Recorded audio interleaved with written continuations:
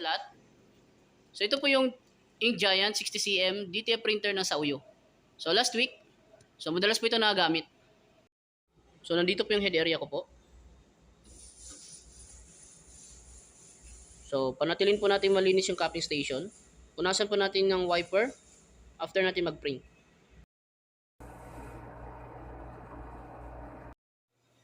So nandito naman po yung waste tank ko po, yung AVR at saka yung ground.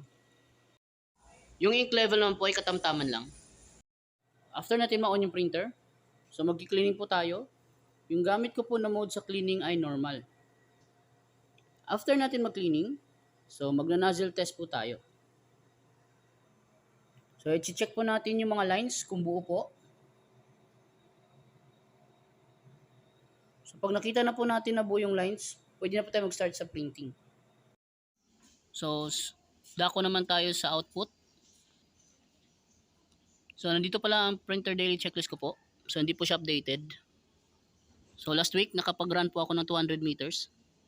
So sa ngayon po, wala pa po akong sinisimulang in-house orders. So dako naman tayo sa mga na-consume. So last week nag-consume po ako ng 2 bote ng white ink, 2 packs ng white powder, at 2 rolls ng 60cm DTF film. Yung mga in-use supplies ko po.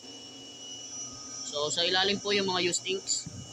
So andito naman po sa taas yung mga unused. So as of November 13, updated po yung inventory.